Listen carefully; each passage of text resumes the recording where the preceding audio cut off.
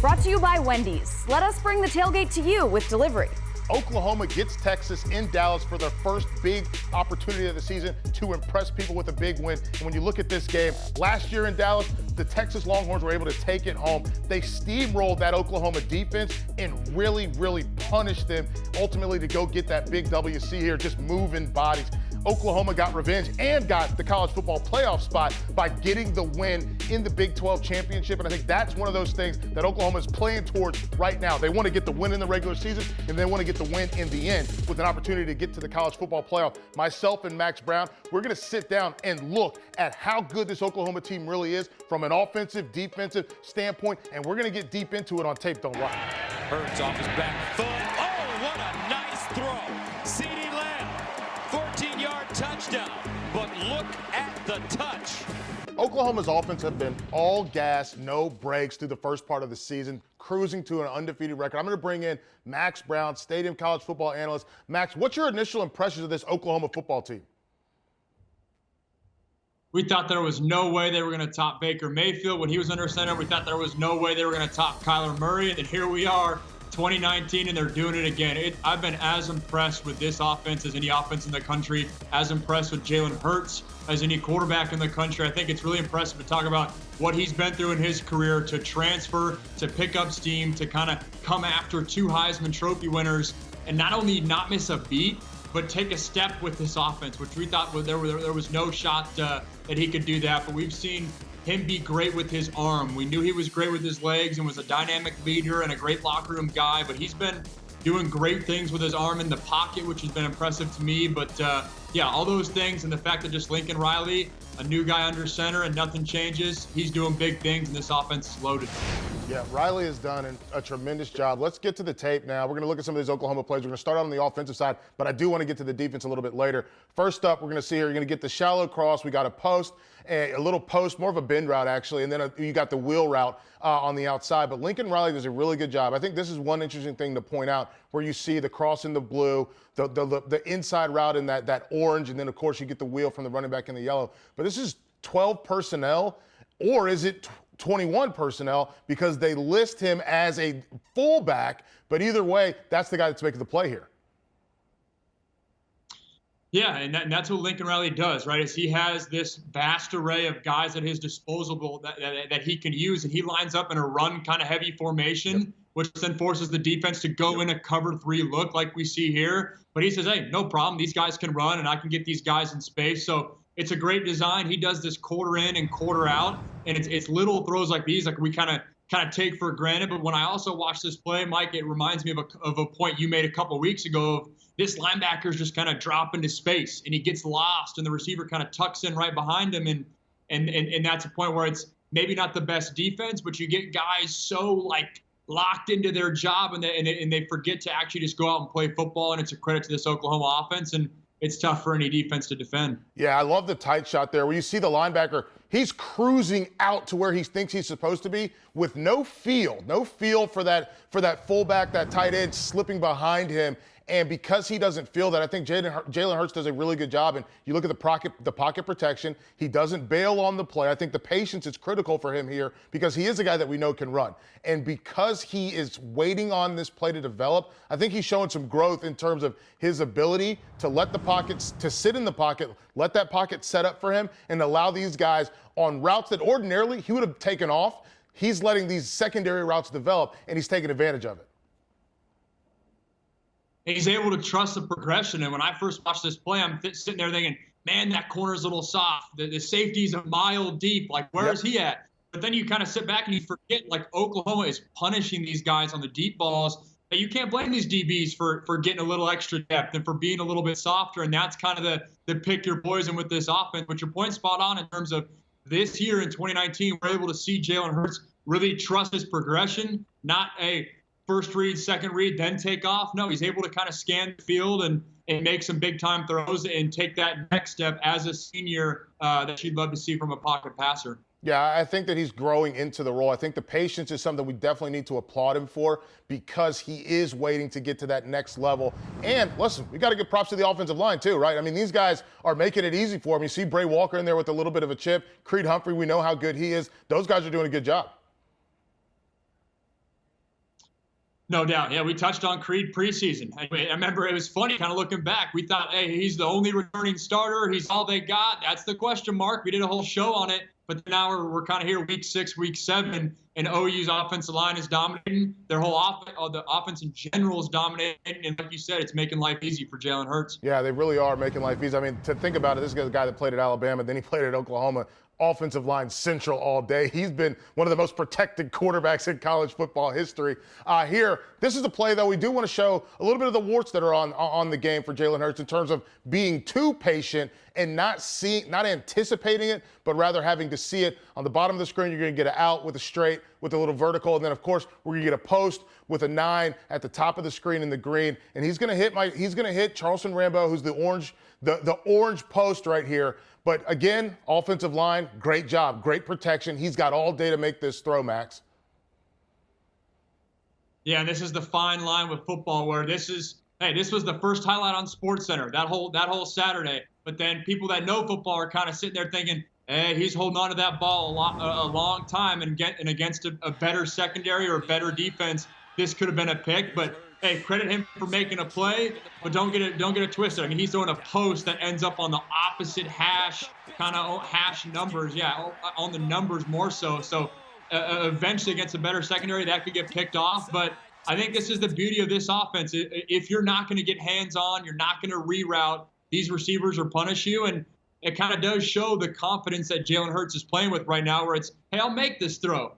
Does he pull this trigger a few years back? I'm not sure. He might decide to tuck it and run, but now with the passing game really rolling, he's got those confidence, and these receivers are making big plays. So I guess you got to credit the offense. Yeah, I got to credit Charleston Rambo. Honestly, he's a strong little sucker because a lot of other wide receivers, they're getting knocked out right there with that corner coming off the backside. But this is what I wanted to show in box. He's open right now. That ball should have been out before he ever gets to the opposite hash, let alone the opposite numbers. Ball should have been out while he's still on the outside of his near hash. It should have been out immediately. And then you also notice CeeDee Lamb right here. As soon as that safety moves this way, CeeDee Lamb's also wide open. Yeah, DBs, can we make a play out here? I mean, where's everyone on the left-hand side? Someone's got to go make a play. I mean, this is a dream if you're a quarterback. Your point's spot on in terms of, I mean, they're not rerouting. They're getting 2 up on the safety right away. That safety's in a bind. But to your point, I mean, this ball's got to be out way quicker because it's open at 10 yards. Or right when he makes his post break, Jalen knows he's going there. Texas Tech tries to get cute and tricky with this kind of Tampa 2 version of this coverage and dropping a nickel back, like way back into coverage. So they try to get cute and tricky, but it doesn't work out here. But it just kind of shows the pressure that Oklahoma is able to put on them. But it is a warning sign for Jalen Hurts that patience is good, but there's a point where patience becomes you're just flat out late, and that's where mistakes happen. Yeah, and I think that's a key to point out. And again, we got to point out, offensive line, again, does a great job. He has all the time in the world. I was wondering when I first watched this play, I was wondering if he was under duress when the ball came out because of how late he threw it, and it looked like he was trying to buy himself time, but he wasn't. He had time, had clean pocket, ball should have been out earlier, and that's one of those things we hear Hurts talk about having to improve. This is what he's talking about when he goes into those press conferences and says there's things I've got to work on, there's things we need to improve. And I think this is some of what he's talking about where he gets the time, he has the opportunity. Now you've got to take advantage of it because this is the play that you need to make, because when you play Clemson, when you play Alabama, when you play those teams, when you play Ohio State, with Arnett and Okudah, this is not going to get it done. That's an interception.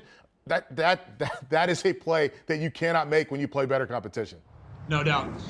Yeah, this third play, we're getting into kind of more run scheme action. Yes. So we've seen the pass plays, and now we're going to get more to that kind of counter scheme, and it's just impressive. Okay, Jalen Hurts is throwing the ball well, but then when you put 2 backs back there, the threat of his legs and the pressure that puts on a defense.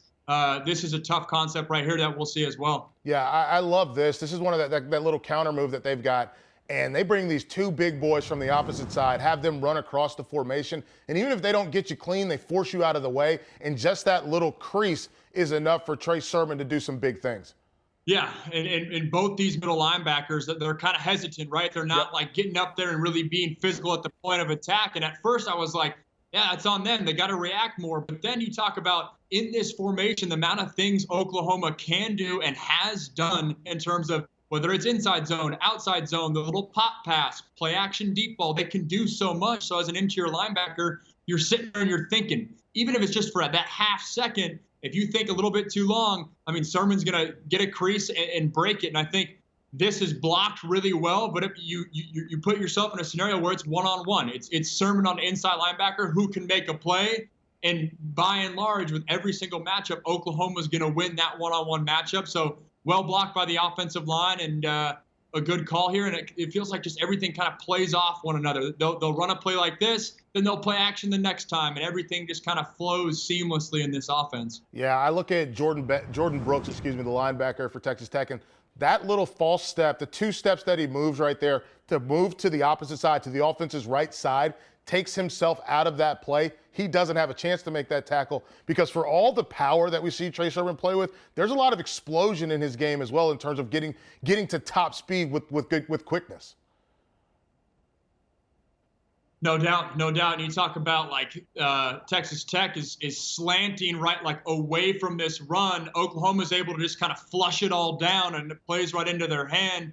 And then you're asking 2 linebacker bodies to really fill those gaps on the left-hand side. That's tough to do when you got Oklahoma's big horses kind of pulling around and looking to kill somebody. Yeah. So schematically, it's enough win for this Oklahoma team where they're just getting it done. Yeah, I love this play. I love the play call. I love the way that they run it with authority. And then obviously, if you could get a linebacker, and a lot of folks don't think about this. People don't think about improper steps. If you get a guy to take a false step, you get a guy to take 2 steps in the wrong direction, you got him out of position, and now he can't get back over the top to have an impact on the play. That's what football is. When you're talking about in-the-box football, it's a game of 1 step or 2 steps, and that's the difference in the ball game. Let's get to this next play, because we're going to talk about this defense. Alex Grinch was brought on to help coordinate this defense, to get them to a level where they can get W's in the college football playoff, because the defense has been costly for them, both against Georgia and against Alabama in the last 2 seasons. You look at this play, we're going to get a guard pulling. This is toss power. We've seen LSU run this a ton of times. Les Miles is now bringing it to Kansas. You see the toss power, and again, we talk about a game of steps. This is where Kenneth Murray from Oklahoma doesn't make the right steps, which is why he's not in on this play. Yeah, this is Les Miles' baby right here, and how about that QB getting in there in the run blocking a little bit, mixing it up there, but. Yeah, in all seriousness, it allows Kansas to have an extra hat. So you talk about the tail of the tape. This is an interesting run play. But obviously here you're seeing Oklahoma kind of over pursue, right? They get out of their gaps a little bit. I think both these linebackers get ahead of themselves and try to maybe play outside of their gap responsibility. But that's why you call a play like this to get that flow to the left like it's a toss sweep. But then you have the ability to cut back. I mean, it looks exactly like Leonard Fournette used to do at LSU. But I think that's kind of this is obviously where Oklahoma gets hurt, but we're going to see a play where this speed and this flow and this like attacking mentality by this Oklahoma defense, it pays dividends. Obviously, they got caught up here, and they're not going to be able to do that this Saturday against Texas because you're going to have a quarterback that can make plays with the run. So if you do over pursue and he does pull and Sam Ehlinger gets out wide, these holes could potentially be there. But by and large, I've been impressed all year with Oklahoma's speed and their ability to just fly around on defense. Yeah, they want to run to the football, and I think that's a cool thing. When we talk about Alex Grinch, he wants pre-snap movement, he wants proper leverage, and I'm going to stop at the leverage because you see here, when you see defensive bodies get bunched up like this, with a wall of blue between them and where the football's going, you're playing with improper leverage, and that's something that Grinch continuously preaches is pre-snap movement. We want leverage. We want to force them to throw checkdowns, and then we want to rally to the football. You talked about them playing fast and running around. They are rallying to the football better this year than they did a season ago, but what you want to see is good leverage. You want to make sure that if you've got backside A, you got to maintain that backside A, and if you're Kenneth Murray on this play and you see Marquise Overton is making that move to shoot the gap, you've got to make sure you stay at home so that you can have an impact on that backside cutback. And that's the one worry. When you move your defensive line a lot, it's great because it confuses the offensive line and it forces guys to communicate. But the one downside is when you're moving, that's just more moving pieces to keep a track of. And sometimes guys get out of their gaps. Sometimes head placement, like you said, leverage gets on the wrong side. So it works both ways. And it's something that Oklahoma, they've been good, only letting up like 19, 20 points a game. They've been good. got to keep with that to have success this back end of the season. Yeah, and I think this is another one where we're going to see that on snap movement where we're going to see a little bit of guys pushing to the end, pushing away from the tight end. We're also going to see 7 guys in the box, and we're going to see them go make a play. And this is something that I really liked out of them. Kenneth Murray made a lot of tackles last year, 155.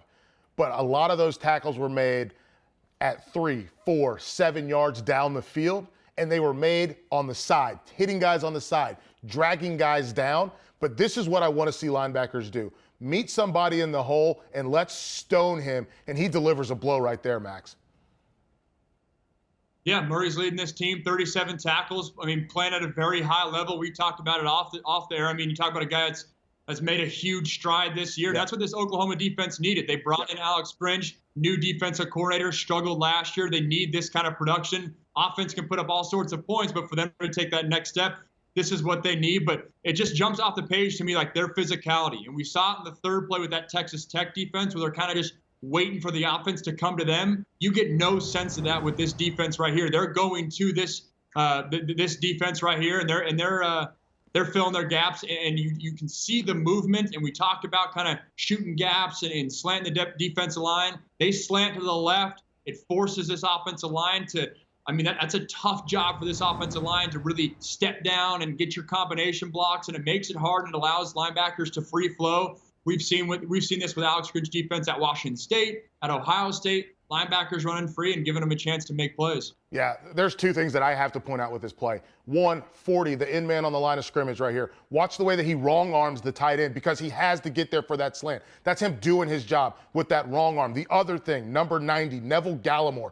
Watching him, the way he catches the underside of that elbow and the back of that arm and pushes him off, that's proper technique football. That's the little details that Oklahoma's doing right now. Like, I'm so excited right now because I saw the wrong arm, and then you see Gallimore with that tight grab on that back of that arm on 77 to push him upfield and out of the way so that he controls his gap. This team is playing good defense, and the reason why you see the wrong arm against the tight end is because you know you want your linebackers flowing over the top to go make plays, and because you force him to eat that gap right now, you create that tackling lane for Kenneth Murray. This is good football.